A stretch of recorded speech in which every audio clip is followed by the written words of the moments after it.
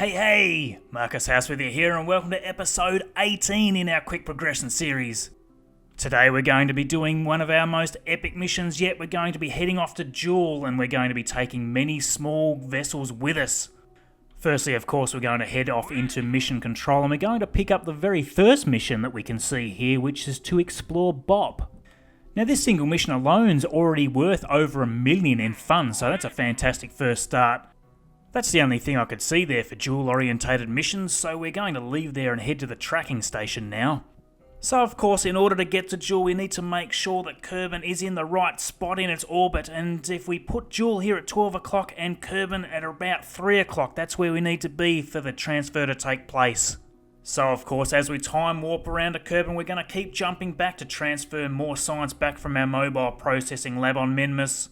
And of course, if you haven't seen previous episodes where we're doing this, essentially every time we jump back after a good time warp, we're essentially transmitting back 500 science points to our Kerbal Space Center. Obviously, because we're heading off to Jool, there's going to be a very long journey time to get all that way out there. So we're going to be jumping back and transferring just absolutely tons of science here with this mobile processing lab.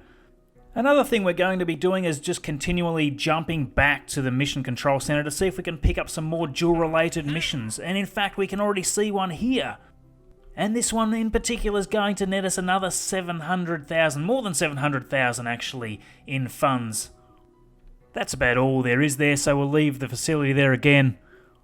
We'll just head over now into the Research and Development Center, and we need to unlock one additional part here, which is under the experimental electrics tier, and that's the thermoelectric generator. This little unit is great because it generates a small amount of electricity constantly so that you never have to worry about having your solar panels facing in the correct direction. So we'll just leave the facility there, that's the only thing we needed. Now, ever since Mission 9, our mobile processing lab has been processing science away, and it's actually basically almost empty now, so we need to head to a new biome to collect some more science. We're just going to head over to this biome over here and we're just going to temporarily touch down, pick up all the science we can and move on. Just to keep this video moving quickly, we're just going to skip a lot of this transfer and just show the touching down there. Of course, our goal here is to pick up as much science as we can to fill up that processing lab. The vessel in this landing spot's on a pretty bad lean, so we want to get out of here as soon as we can. Luckily, our stability assist is keeping the craft upright. We're just going to EVA out Valfy Kerbal there to pick up all the science sitting on the biome's surface. Of course, it's only going to be a very short stay on the surface because we've got bigger fish to fry. We want to head back into the vessel and we're going to get ready to take off to head to our next biome. Just transmitting everything we can beforehand, of course. Just sending all that wonderful science back from the lowlands, and we're just going to head up to the next biome up around here on this flat area. So just launching there, and of course we've got a point south so that we can actually get our trajectory to come up over the top of that flat area. This is going to be a really great place to leave the vessel here for the rest of this mission, and we're going to be able to research and transmit as much science back here as we need to in a nice stable environment. Again, skipping some of that journey and showing the touchdown there. And again, what I'm showing there very quickly is just loading all the science lab up with the remaining data that we can. And obviously, if you're a little confused about what we're doing here, in earlier episodes we cover this in much more detail. So if you haven't seen those, please do go back to, say, Mission 9, and you can watch all those again to get a little bit more context if you haven't done already. After loading up all the science we can, though, we're just going to head back to the Space Center. And we're just going to head into our vehicle assembly building so that we can show the vessel that we're going to make here. This is a huge mission and we're going to be covering many different landings with many different probe core units, so we need to explain how we've put all this together.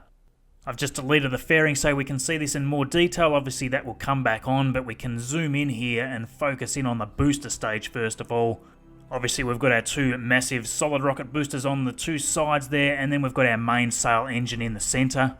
This has got a very high thrust to weight ratio, this booster stage, and we've got control surfaces on both sides of the solid rocket boosters and also on both sides of the orange tanks there. Moving up there you can see we've got our fairing right above the orange tanks, followed by a decoupler of course, and then above that we've got our atomic rocket motor. So the booster stage is going to get us into a very high orbit around Kerbal, and our atomic rocket motor is going to get us all the way to Jool, and then some after we actually arrive at our destination. We only need liquid fuel in our fuel tanks for the atomic rocket motor, so the MK1 fuel tanks and the NCS adapter is going to do us just fine. Of course, we're going to need a lot of solar panels for all of the different sections of the craft, so we've got the 4 here on this stage, and you'll notice the same set of solar panels all the way up the craft on the different sections. Of course, as well as the solar panels, we're also going to drop onto each section the thermoelectric generators that we've just unlocked there in the Research and Development Centre.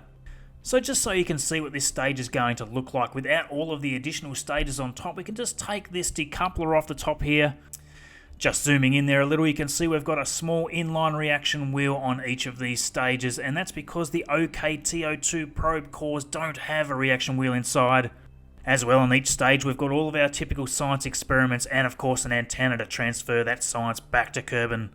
We'll just reattach that stage and we'll just disconnect the stage above so that we can see one of these smaller units in place. So each of these little tiny core probes have got a little tiny engine, the Spark liquid fuel engine. We also have the solar panels on the side there. We've got our tiny little Oscar B fuel tank, and on top of that we've got our 4 little science experiments. Of course, in a similar fashion, all of these stages need an antenna, they need an inline reaction wheel, and they need the probe core as well. Again, we've got our little generator unit there, and I've actually cheated a little bit here. I've actually placed it using the move tool just inside the actual fuel tank, just because it's so large and unsightly on these little satellites. So we'll just come back and we'll reattach the next stage on top here again.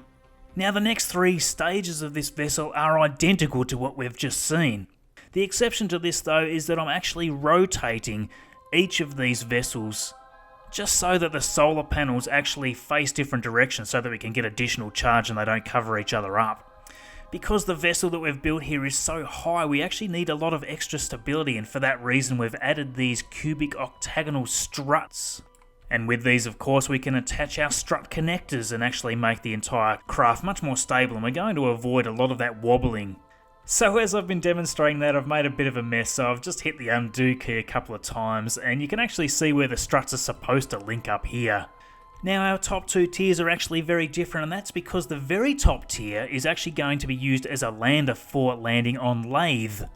The lower stage has got 2 of the fuel tanks just to give it that bit more pushing power. Apart from that, it's identical to the ones underneath. Obviously those there just had the 1 tank. So moving up, you can see here that the top lander stage has actually got a heat shield on it. Lathe, of course, is quite a large body that orbits around Jool, and it has an atmosphere, so we need a heat shield for that. We also need some landing legs for it. And the 2 fuel tanks you see underneath everything there are really just for decoration. They're completely emptied, as you can see there. Comparing that to what's in the second stage down there, obviously they're full, so there's quite a big difference in weight, obviously, between these 2 vessels. We also want to do an atmospheric analysis with this here, which we'll be able to do on lathe, of course. It is a little big and clunky looking, but it's actually the only part of our mission where we're going to be landing in an atmospheric area. And of course we just need a parachute for landing as well. So we'll just hit that undo key again until we get our fairings back in place. And we'll just quickly check out our stages and check out our launch sequence. So we're going to launch first by firing all 3 of our booster engines. We'll decouple those 2 SRBs at the side there, and then we'll drop our fairings. We'll decouple that orange tank at a high Kerbal orbit, and then we'll fire off that atomic engine. And then as we need to decouple, we'll decouple each stage manually, one at a time, so they're all grouped together. Likewise, we'll manually fire all the engines, and of course we've got a parachute at that top stage as well. In our action groups, as you've seen in past episodes, we've created a system where whenever we hit the abort option, our solar panels will toggle in and out, which is a very, very handy little feature, especially when you still haven't unlocked the custom action groups. So that's about it for this vessel, and we'll do our launch. So as you can see there, sitting on the launch pad, we're ready to take off. Just doing some final checks, of course, turning on our stability assist. 4, 3, 2, 1, and firing. Off we go. The thrust to weight ratio on this thing is pretty high, so we're leaning immediately over to that 10-degree mark so that we can begin doing our gravity turn, just pointing to that prograde marker on the nav ball. As we've taken off, I've realised that the gimbal limit on the mainsail engine is still set a bit too high, so we're going to turn that down, otherwise this thing is just going to rock and shimmy all over the place as we launch here. Of course, you suffer this sort of thing more when your stability assist is pointing to one of those markers, and that's simply because the computer needs to constantly adjust the direction of thrust to try and keep pointing directly towards that marker. This causes all sorts of strange fluctuations in your direction of thrust, and it makes the whole craft wobble around a little crazy. Just getting ready to drop those first stage solid rocket boosters. Almost at 900 meters per second there, we're accelerating very quickly now. As soon as we get out of the atmosphere, of course, we're going to drop these fairings. That should be about right there, and there go the fairings. You can see there we've had those separate in 4 separate pieces using the clamshell method. Out of the atmosphere now, so we're just rolling over as close to horizontal as we can get. As we approach that apoapsis marker, of course, we're going to keep doing our boost burns until we get into an orbit. You can see that I keep on moving forward by using time warp and then just doing small burns as our apoapsis catches up with us. As you've seen with many other episodes, we're going to set Jool as our target, and we're going to set up a maneuver to figure out how we get from Kerbal to Jool. Because Jool's gravity is so high, we can get an encounter quite easily without being on the exact right inclination, which is handy. But we will, of course, adjust that inclination so it's perfect after the fact. So just turning to that maneuver node marker now. And we'll hit that abort option there, of course, to bring all of those solar panels out all in one go. That's beautiful. Now we're going to use up 99% of the remaining fuel to boost as far as we can towards Jool. This isn't going to get us out of Kerbal's sphere of influence, but it is going to get us quite close. We're just going to leave a tiny little bit of fuel in the fuel tank so that we can actually dispose of this booster stage properly. As you know from me by now, I hate space junk. I always want to clean this stuff up. So there's our main engine cut off, and we're going to time warp around to our apoapsis marker, getting ready to dispose of this correctly. Just a tiny retrograde burn needed there, and we're going to decouple, and we're going to get our atomic rocket motor stage going. Obviously, we're going to do a slight prograde burn there just to bring ourselves back up. We'll just get that periapsis back up where we started. And of course, we're going to have to come back to our maneuver node and fix that up so that we're back on the same path to Jool. Just turning to the maneuver node there and time warping around to where we start our burn. There goes our Jool debris, our booster stage impacting into the atmosphere of Kerbal. Goodbye, space junk. Now this is quite a long burn for our atomic rocket motor stage. Again, what you need to do is divide your burn time by half and actually burn that amount early. Just continuing doing that burn, almost complete there, and engine shut off there. Obviously I was speeding the video up there so we didn't have to wait that whole 4 minutes for that burn to complete.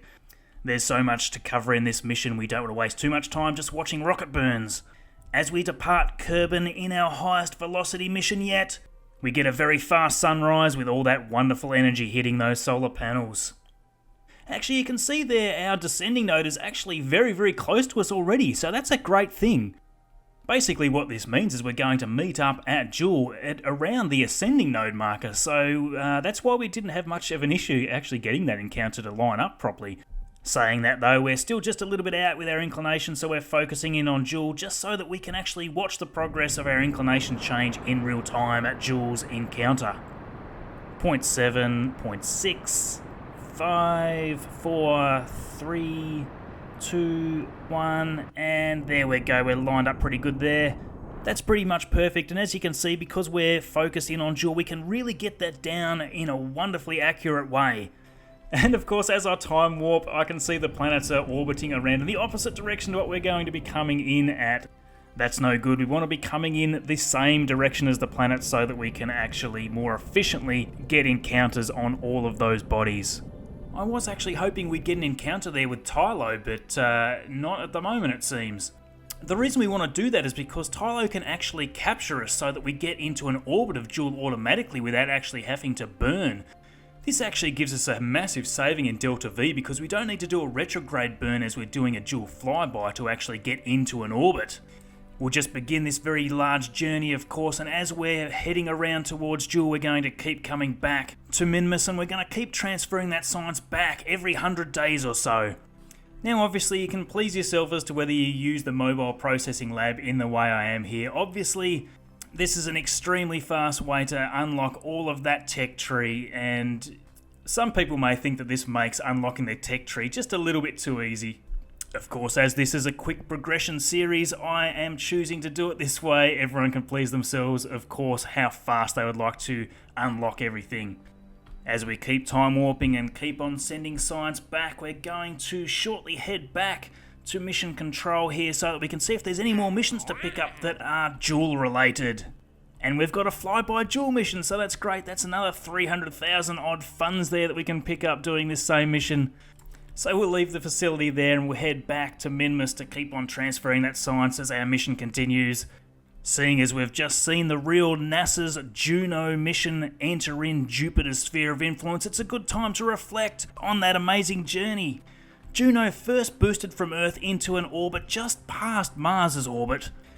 And then on the opposite side of the orbit, out past Mars's orbit, it did a very clever little boost back which would allow it to re-encounter the Earth and gain a huge gravity assist which would then boost it way up to encounter Jupiter. That was a massive saving in Delta V, obviously. Now, I did try to recreate that in Kerbal Space Program, but because everything is not to the same scales, you just can't get the same gravity boost out of Kerbin. Of course, because Eve is such a very large body, you can do all sorts of gravity assist maneuvers with Eve, which can get you all sorts of crazy places with a very small amount of Delta V. So we were speeding through that entire journey and all of that science data being sent back to Kerbin. And we're going to head back now and take over our vessel, which is just about to approach into Jool's sphere of influence. We'll just see if we can pick up that Tylo gravity assist, setting up a maneuver, and we actually got it straight away that time. I'm not sure why we couldn't get it the first time. I have noticed lately it's a little hard to get the encounters quite right with the latest versions of Kerbal Space Program. So I'm just tweaking that maneuver to see if we can get our encounter as accurate as we can. We want to come out from Tylo in the exact correct inclination. We still want the same orbital plane as we currently have. I do actually want our end orbit after encountering Tylo here to be quite elliptical. I want to be able to plan maneuvers either close to Jool or away from Jool depending on the situation at the time. So just in the process of actually doing that burn, and we want to get this as accurate as we can, spot on to our maneuver. That's looking pretty good there, so we'll time warp in until we get into the sphere of influence of Jool. And there we go, we've picked up our flyby milestone as well as our flyby mission already before we've even really done anything. So that was an easy 300,000 odd funds there. After that final lot of time warping, we're going to head back to our Minmus mission and we're going to transfer back any remaining science we've got in the lab there. This is probably going to be the last time we come back here for the moment. All the rest of our science now should be gathered from Jool and all the bodies from around Jool as well. Just time warping in here so that we get into Tylo's sphere of influence.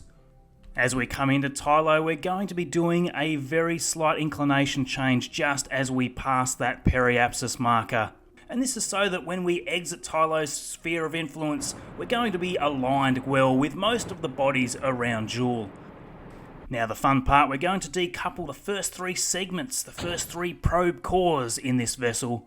We're going to leave those first two probe cores joined together. That's our lathe orbiter and lathe lander. This third part though is going to be our Tylo orbiter, and we're going to put that into a very eccentric orbit.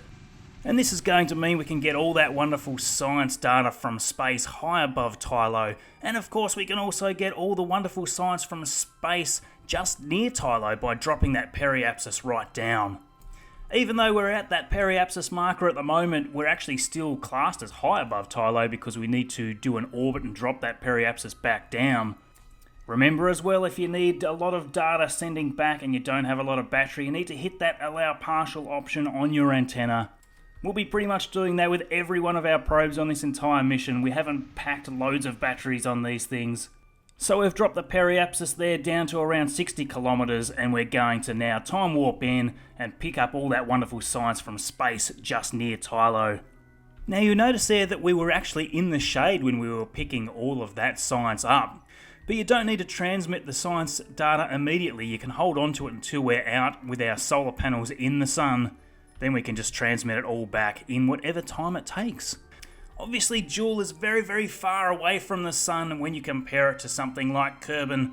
So the energy we get from those solar panels out here is actually very low. That's why we chose to pop on those thermoelectric generators onto each of these probe units.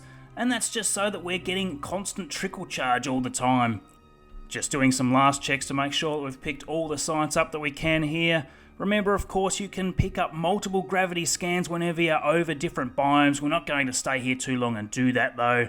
We're just going to head back there into map mode and select our lathe lander segments. Now, as I said before, we've got two different probe parts to this particular part of the craft.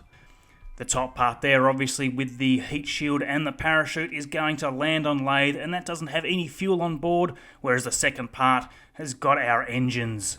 That part obviously is going to decouple and form the lathe orbiter. Just setting up our maneuver to get to lathe now here, of course. Just need to do a slight retrograde burn there just to bring down our periapsis down so that we're passing over the orbit lines of lathe. Having this highly eccentric orbit around Jool means that when we come in and cross these orbit lines, we can easily make a retrograde burn just to ensure we can create an easy encounter when we come around the next time. As you can see there, our closest approach markers are going to drop down as we do a retrograde burn. And actually they're not moving because they're showing us our current orbit rather than our next one, so we need to pass by them first. And there we go there, so just a slight retrograde burn until those markers match up and we get our encounter. Again, we're going to focus in on lathe so that we can get a lot more detail on exactly where our periapsis marker is going to end up. We want it to get as close to lathe as we can. Time warping into that periapsis marker now, and of course we're going to start doing a retrograde burn to again put ourselves into a highly eccentric orbit of lathe. And there we go there's that retrograde burn completed. So off we go, picking up all that science data from space near lathe. This time, of course, the periapsis was in the sun, so we can immediately start transmitting all that science data back. On this vessel, of course, we've got two of them joined together. We've got two sets of solar panels. We've got two sets of batteries as well, so we can transmit science just a little quicker than we could before. I didn't realise that I would get to lathe so easily with such a small amount of delta V, so really this is over-engineered a little. It probably didn't really need the two tanks.